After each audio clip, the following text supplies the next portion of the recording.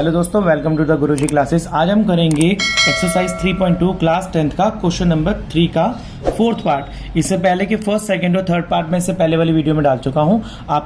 आपको लिंक उसका video description में मिल जाएगा। आप वहां से जाके इसके पहले के आगे के 3 पार्ट यहां से देख सकते हैं। तो चलिए शुरू करते हैं। क्वेश्चन नंबर 4 कह रहा है the taxi charges in a city consist of fixed charges together with the charge of the number distance covered.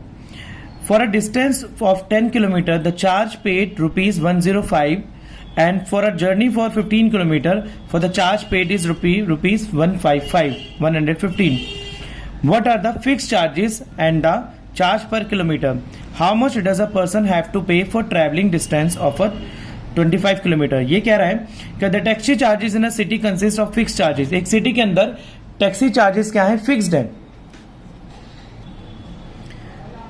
जो कि charge of the distance cover, जितना आप डिस्टेंस कवर करोगे उस हिसाब से आपकी टैक्सी के चार्जेस फिक्स हैं। For a distance of 10 kilometre, 10 kilometre के चार्ज के लिए 10 किलोमीटर के लिए द चार्ज पेड इज 105 रुपए। 10 किलोमीटर के लिए आपको 105 रुपए पे करना पड़ता है और 15 किलोमीटर के लिए आपको 155 रुपए पे करना पड़ता है। What are the fix charges? Fix charges क्या है 1 किलोमीटर के लिए? और how much does a person have to pay travelling for distance of 25 kilometre? और अगर कोई पर्सन 25 किलोमीटर चलता है तो उसे कितना चार्ज पे करना पड़ेगा? चलिए देखते हैं। बहुत ही सिंपल क्वेश्चन है यहाँ पर। ये यहां पर fixed cost charge plus distance, एक तो फिक्स्ड कॉस्ट चार्ज है प्लस डिस्टेंस कितना होगा, डिस्टेंस के हिसाब से निकलेगा जितना निकल रहा है यहाँ पर। मतलब फिक्स्ड कॉस्ट चार्ज तो एक तो दे रखा है, इसके अलावा जितना डिस्टेंस वो चलेगा उस हिसाब से भी उसे चार्ज पे करना है। तो 10 किलोमीटर के लिए यहां पर हमें दे रखा है 105 रुपए और 15 किलोमीटर के लिए हमें दे रखा है 155 रुपए। तो हमें निकालना कितने का है? 25 किलोमीटर के लिए कितना होगा चार्ज? 25 किलोमीटर के लिए चार्ज निकालना है, प्लस हमें 1 किलोमीटर का चार्ज भी निकालना है। तो ये एक 25 किलोमीटर का और एक 1 किलोमीटर का हमें चार्ज निकालना है। तो किस तरीके से निकालेंगे चलिए देखते हैं, शुरू करते हैं इसको वाले क्वेश्चन को। सबसे पहले मैं यहां पर क्या करूंगा, कुछ जो हमारी जो फिक्स चार्ज हमें पता नहीं है उनको कुछ लेट कर लूंगा मैं। जैसे कि let fix charge is ₹X and let per kilometer charge is ₹Y। मतलब जो फिक्स चार्ज हम चल रहे हैं उसके लिए तो मैंने X किलोमीटर ले लिया और X रुपए ले लिया, और पर किलोमीटर जो चार्ज आएगा उसके बाद उसके लिए मैंने Y ले लिया। अब आगे देखते हैं आगे कैसे करेंगे इस वाले क्वेश्चन को हम। अब इसके बाद हम देखते हैं यहां पर कि अब देखिए मेरे को इक्वेशन बनानी है। इक्वेशन बनाने के लिए आप अगर मैं बोलूं कि फिक्स्ड कॉस्ट चार्ज पर, यहां पर फिक्स्ड कॉस्ट चार्ज पर अगर फिक्स कितना है मेरे को पता नहीं है तो मैंने x मान लिया। कितना जोड़ना है उस पर? डिस्टेंस फॉर 10 किलोमीटर का। तो मैं यहां पर क्या करूंगा, पहली इक्वेशन यहां पर बनाऊंगा x plus 10y is equal to 105। ये मेरी आ गई इक्वेशन नंबर 1। देखिए कैसे बनाई मैंने। देखिए फिक्स्ड कॉस्ट चार्ज तो मेरा x था और पर किलोमीटर मेरा क्या है? y है। तो पर किलोमीटर हम कितना चले? 10। तो 10 को y के साथ मल्टीप्लाई करूंगा तो 10y हो जाएगा, और 10y के अंदर x प्लस करूंगा तो टोटल कितना आया? 105। इसी के तरीके से सेकंड इक्वेशन बना लूंगा। x प्लस कितना चले थे हम सेकंड में? हम यहां पर सेकंड में चले थे 15 किलोमीटर के लिए, तो यहां पर आएगा x plus 15y is equal to कितना आ रहा है यहाँ पर? 155। तो यहां पर आ जाएगा 155। ये मेरी आ गई इक्वेशन नंबर सेकंड। तो अब देखिए यहां पर मेरी दोनों इक्वेशन आ चुकी हैं इजीली। तो अब इसी के साथ में आगे करेंगे हम आगे क्वेश्चन कि सबसे पहले हम इसको कैसे करेंगे, सब्स्टिट्यूशन मेथड से सॉल्व करेंगे। मैं कौन सी वाली इक्वेशन ले लेता हूं? इसमें ले लेता हूं taking equation number 1। Taking equation 1 जो कि है मेरी ये वाली x प्लस 10y, इसको रीराइट कर रहा हूं अभी मैं फिलहाल 105। इसके बाद x इज इक्वल टू 105। ये 10y है, इधर में आके माइनस का 10y हो जाएगा, माइनस का 10y। तो ये मेरा x की आ गई यहां पर, ये मेरी बन गई इक्वेशन नंबर 3। ये आ गई इक्वेशन नंबर 3। अब देखिए मैंने इक्वेशन नंबर 3 तो बना ली है, अपनी इक्वेशन को रख लेता हूं यहां पर, x की वैल्यू को रख दूंगा। आप देखिए यहां पर पुट x 105 माइनस का 10y इन इक्वेशन सेकेंड। आप देखिए मैंने फर्स्ट वाली ली थी यहां पर, तो इससे मैंने थर्ड इक्वेशन बनाई है। अब इस थर्ड इक्वेशन को मैं फर्स्ट वाली इक्वेशन में, और सॉरी सेकंड वाली इक्वेशन में रख दूंगा। चलिए देखिए रखते हैं इसको। 105 माइनस का 10y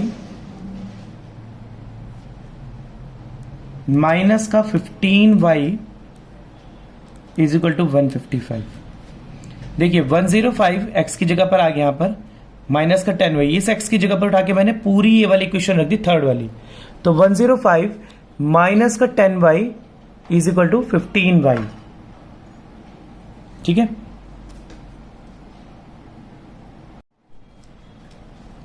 तो 155 के बाद अगर मैं इसको आगे फर्दर सॉल्व करूंगा तो आप देखिए ये 105 कांस्टेंट टर्म के साथ चली जाएगी यहां पर, और माइनस का 10y और सॉरी यहां पर प्लस का 15y है, यहां पर मैंने माइनस का लगा दिया।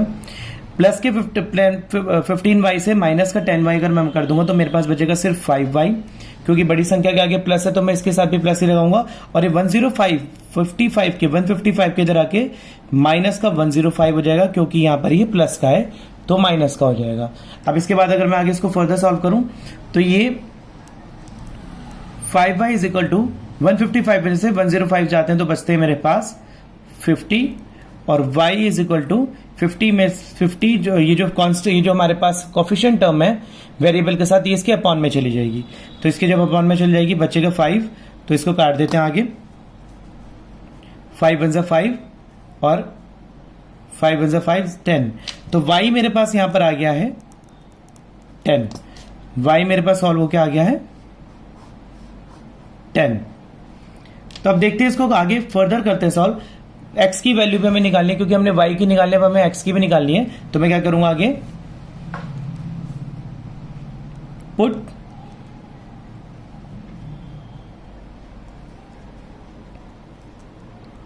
y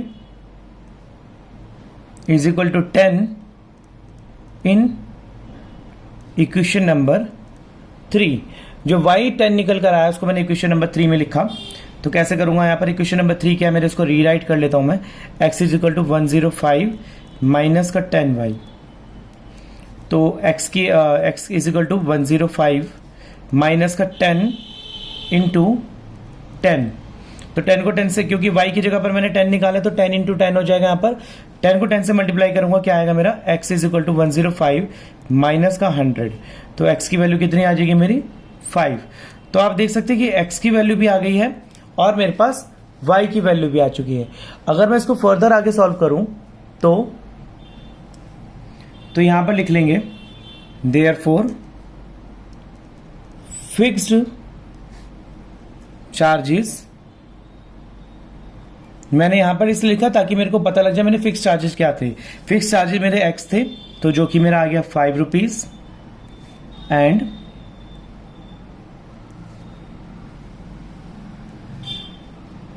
पर किलोमीटर चार्जेस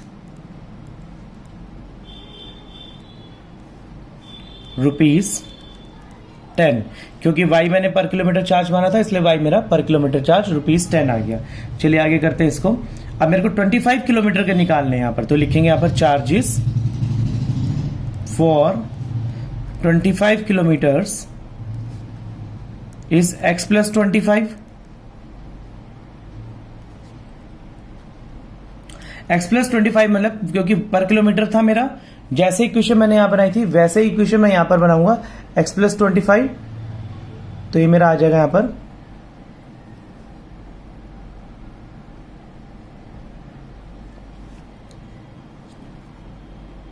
5 प्लस 25, y की वैल्यू मेरी आ गई थी 10, तो ये मेरा वैल्यू आगे सॉर्ट आउट होकर आ जाएगी 5 प्लस 250, और ये आ गई मेरी 255 रुपीज फॉर 25 किलोमीटर्स।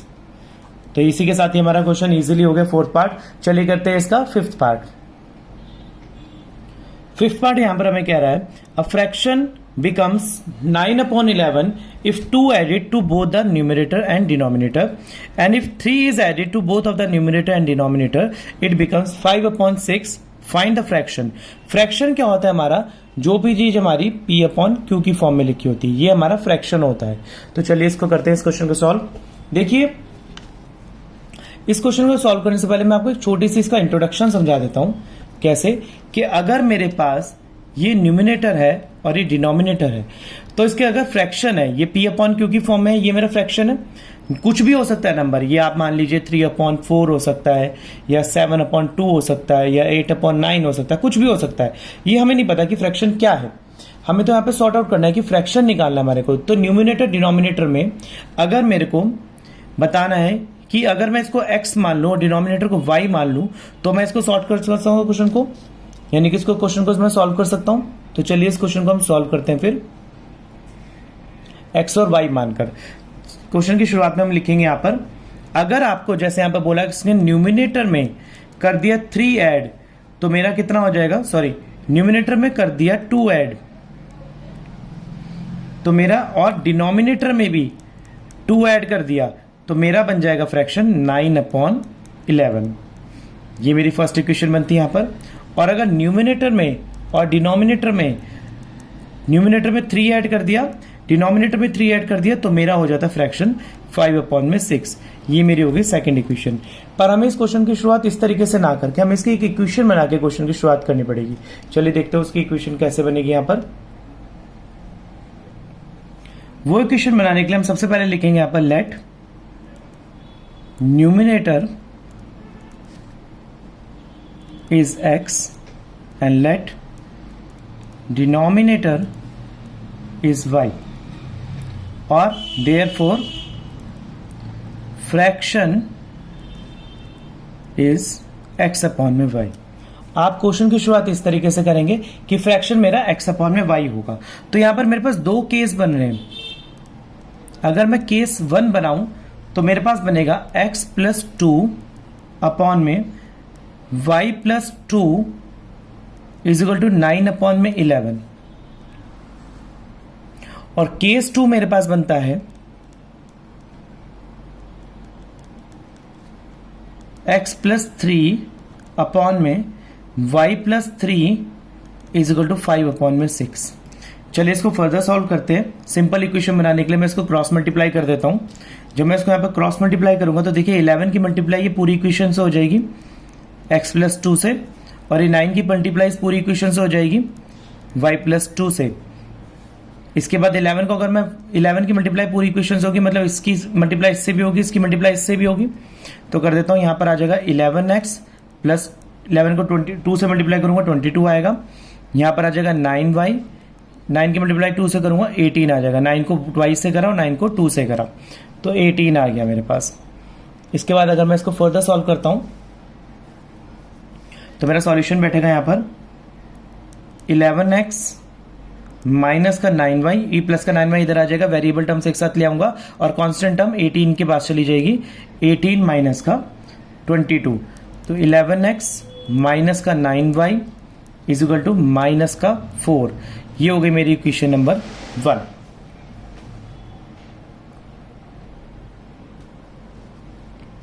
इसके बाद y वाले पोर्शन कर लेंगे। यहां पर इसकी भी मैं यहां पर क्रॉस मल्टीप्लाई करा दूंगा। तो देखिए क्रॉस मल्टीप्लाई जब मैं करता हूं तो यहां पर आ जाएगा 6 की मल्टीप्लाई पूरी इक्वेशन से होगी 6x+3, और y की मल्टीप्लाई पूरी इक्वेशन से होगी, और 5 की मल्टीप्लाई y+3। 6 को x से मल्टीप्लाई करूंगा मेरा 6x हो जाएगा, और 6 को 3 से मल्टीप्लाई करूंगा 18 हो जाएगा। 5 को y से मल्टीप्लाई करूंगा 5y हो जाएगा। 5 को 3 से मल्टीप्लाई करूंगा 15 हो जाएगा।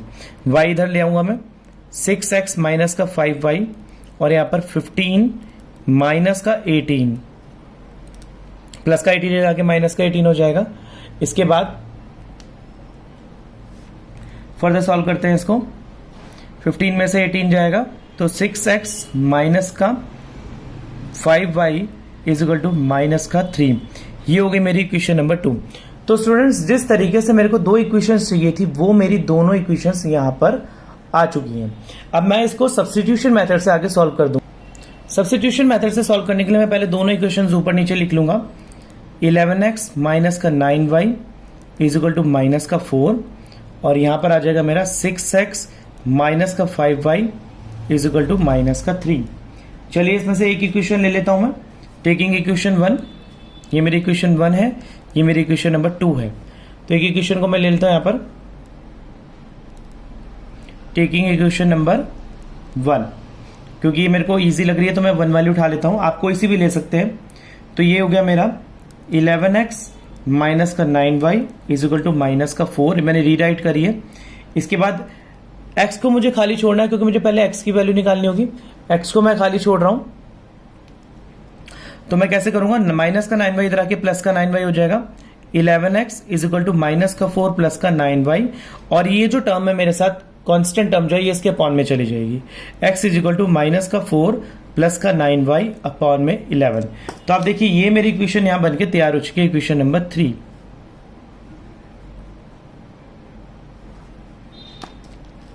अब इसको आगे सॉल्व करने के लिए मैं क्या करूंगा, x की वैल्यू इक्वेशन नंबर 2 में रख दूंगा। पुट x माइनस का 4 प्लस का 9y अपॉन में 11 इन इक्वेशन नंबर 2। देखिए इसको आगे कैसे सॉल्व करूंगा मैं।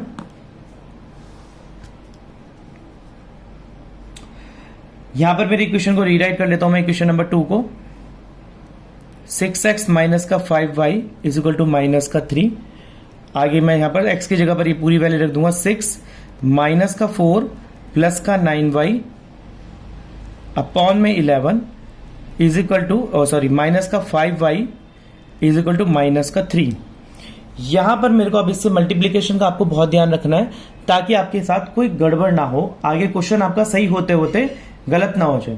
तो देखिए इसको साथ में कैसे करूंगा, 6 की मल्टीप्लाई ये पूरी दोनों टर्म से कर दूंगा। यहाँ पर 6 की मल्टीप्लाई इससे भी, 6 की मल्टीप्लाई इससे भी, तो मेरा क्या आ जाएगा यहाँ पर माइनस का 24 प्लस 9 की मल्टीप्लाई 6 करूंगा, आ जाएगा 54y अपॉन में 11 माइनस का 5y is equal to minus का 3। इसके बाद मैं इसको आगे फर्दर सॉल्व यहां पर कर रहा हूं। आगे इसमें से आप देख सकते हैं कि मैं कॉमन ले लूंगा यहां पर, सॉरी एलसीएम ले लूंगा नीचे 1 लगाकर। यहां पर मैंने 1 लगाया तो मैंने दोनों का एलसीएम ले लिया। एलसीएम लूंगा तो कैसे लूंगा एलसीएम, माइनस का 24 प्लस का 5y, क्योंकि मेरी ये वाली टर्म बराबर थी, ये वाली टर्म मेरी यहां पर बराबर थी, तो इस वाली के साथ मैं सीधा 11 को 11 से डिवाइड करूंगा तो 1 आएगा, और 1 की मल्टीप्लाई इस ऊपर वाले से करूंगा, तो वही मैं यहां पर करूंगा। मैं 1 की मल्टीप्लाई उस ऊपर से करूंगा क्योंकि मेरी दोनों टर्म नीचे बराबर थी, और 11 को 1 से करूंगा 11 आएगा, 11 को 5 से मल्टीप्लाई करूंगा, मेरा आ जाएगा यहां पर माइनस का 55y। ये कैसे आया मेरा, 11 की मैंने मल्टीप्लाई करी 11y की 5 से, तो मेरा आया 55y। ये मेरा यहां पर इस तरीके से आया, ये मेरा माइनस का 55y मेरा ऐसे आया जब मैंने 11y की मल्टीप्लाई 5 से करी तो 55y यहां पर आ गया। ठीक है, इसके बाद ये माइनस का 3 तो यहां पर एज इट इज रहेगा।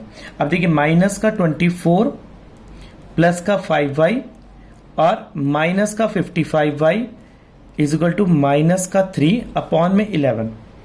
अब ये इसके नीचे क्रॉस मल्टीप्लाई करके मैं क्रॉस मल्टीप्लाई कर दूंगा, 11 की मल्टीप्लाई 3 से हो जाएगी, तो ये मेरा हो जाएगा माइनस का 24, 5y में से 55y में से 5y जाएगा क्योंकि प्लस माइनस माइनस होता है, 5y जाएगा, तो मेरा क्या बचेगा यहाँ पर, सॉरी यहाँ पर 54y है, मैंने गलती से यहाँ पर 54y करना है, यहाँ पर 54y, तो 55y में से 54y जाएगा, तो मेरा कितना बचेगा माइनस का y, और 11 की मल्टीप्लाई इससे चली जाएगी तो यहां पर आ जाएगा मेरा 33 माइनस का, क्योंकि 11 को मल्टीप्लाई मैंने 3 से कर दिया तो मेरा हो गया 33 माइनस का। चलिए आगे इसको सॉल्व करते हैं। 2y में 2y और 1y मिलके कितने हो गए मेरे,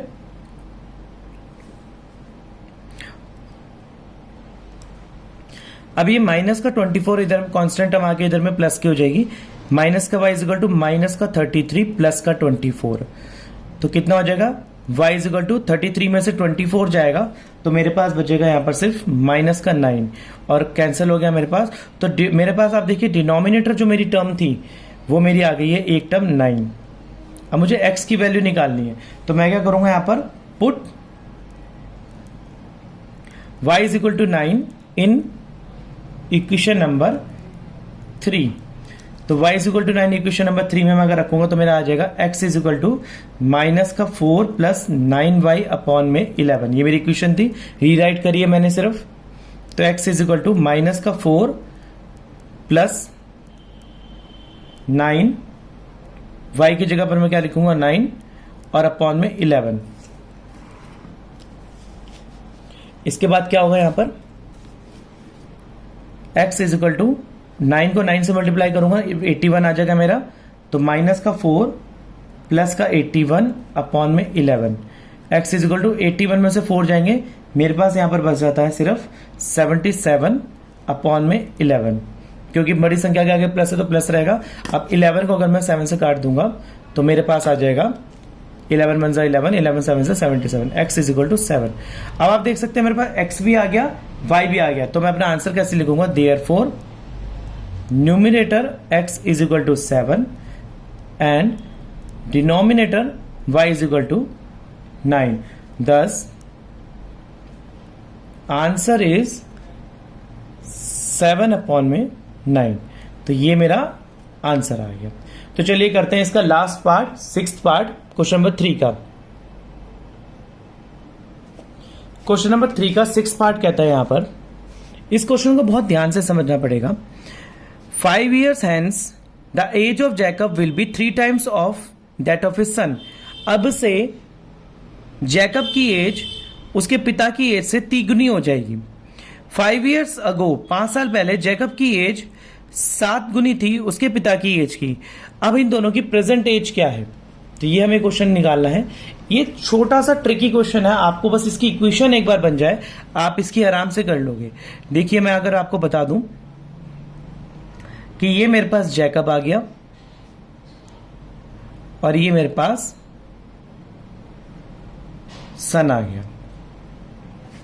अगर मैं जैकब को x मान लूं और सन को y मान लूं तो इक्वेशन कैसे बनेगी, सिंपल से तरीके से आपको बनाना सिखाता हूं विदाउट वेस्टिंग टाइम। आप देखिए सबसे पहले आप कर लेंगे यहां पर let Jacob present age is x years and his son's present age is y years। Done. इसमें भी हमने 2 केसेस बनाने हैं, तो 2 केसेस हम किस तरीके से बनाएंगे लिख लेते हैं पहले। केस 1, केस 1 की बोल रहा है 5 years hence। मैं 2 केसेस के लिए यहां पर लाइन खींच देता हूं। ये हो गया मेरा केस 2।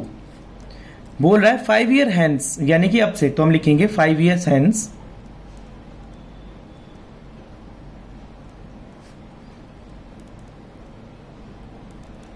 जैकब्स एज कितनी थी 5 गुनी। जैकब की एज कितनी थी उसके पिता की 5, अब से 5 गुनी।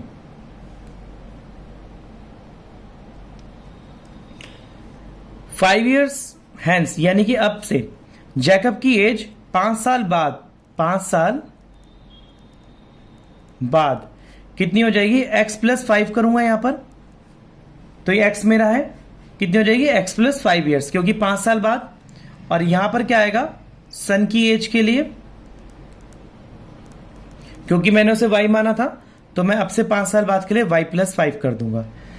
इन दोनों इक्वेशंस पर मेरे को बनाना है कितनी हो जाएगी। आप देखिए फादर के लिए यहां पर कितनी आ रही है, फादर के लिए सन की एज 3 तिगुनी होगी, और यानी कि फादर की एज कितनी है x प्लस 5 और सन की एज कितनी है y प्लस 5 इंटू 3। ऐसे होगा क्योंकि जो छोटा होता है उसी में हम बनाएंगे तिगुना, मतलब 3 टाइम्स उसी में करते हैं। ये हमने 9th क्लास में भी क्वेश्चंस करे थे इक्वेशन वाले। तो अब देखिए x plus 5 is equal to 3 की मल्टीप्लाई इससे होगी मोनोमियल की बायनोमियल से, 3 की मल्टीप्लाई अगर 3y से होगी तो 3y हो जाएगा और ये हो जाएगा 15, और ये 3y इधर आके आ जाएगा x माइनस का 3y, और ये प्लस का 5 इधर हो जाएगा 15 माइनस का 5। आगे इसको फर्दर सॉल्व करते हैं। x माइनस का 3y, 15 में से 5 गए 10, तो ये मेरी बन गई इक्वेशन नंबर 1। आप देख सकते हैं इक्वेशन नंबर 1 मेरी बन के आ गई। चलिए केस नंबर 2 की इक्वेशन बनाते हैं। ये कह रहा है 5 इयर्स लेटर, यानी कि बाद में। तो जैकब की एज कितनी है? x माइनस का 5,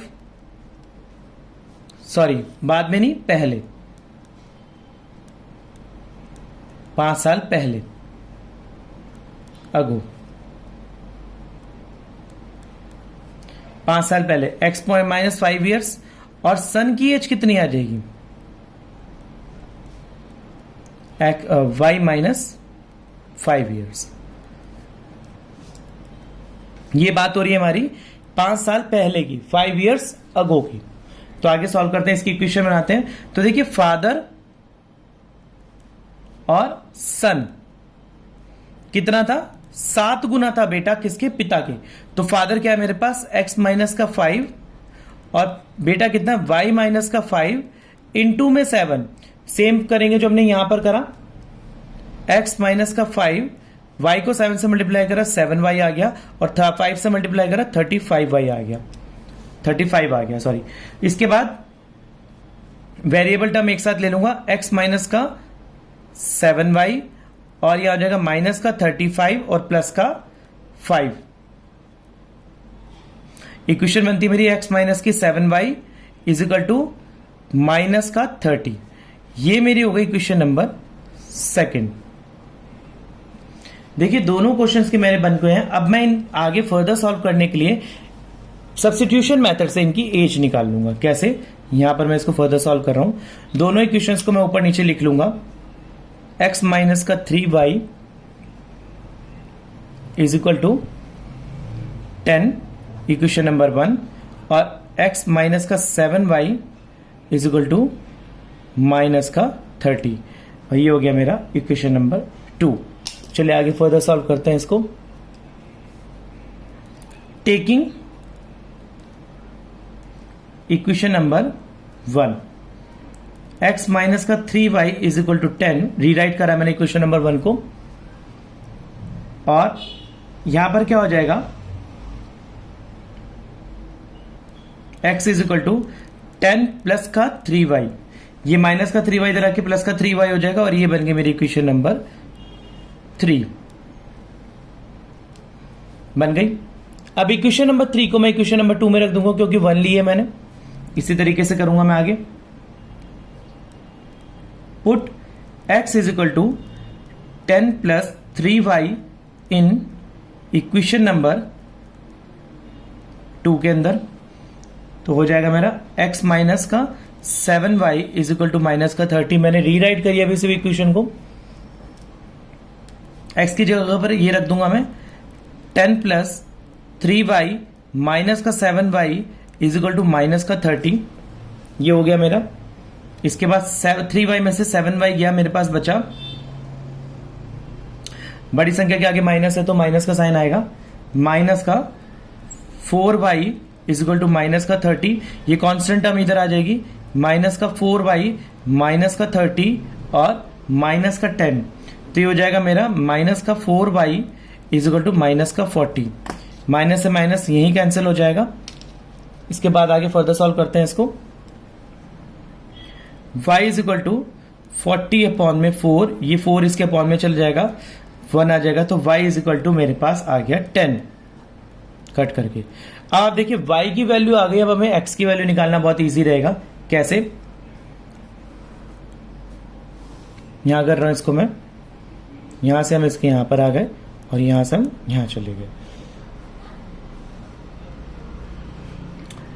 put y is equal to 10 in equation number 3, तो x is equal to 10 plus 3y, ये मैंने रीराइट करी है क्वेश्चन नंबर 3 को, x is equal to 10 plus 3, 10 हो जाएगा यहां पर, और x is equal to 10 plus 30, x is equal to 40, x की वैल्यू आ गई मेरी 40। तो मैं इसका यहां पर ऐसे आंसर लिखूंगा अपना, देखिए दोनों की एज आ गई, x भी आ गया और y भी आ गया, तो जो हमने x माना था हम उसका नाम लिख देंगे, जो हमने y माना था हम उसका नाम लिख देंगे। तो हम क्या करेंगे यहां पर, present age of Jacob is 40 and present age of son is 10 years।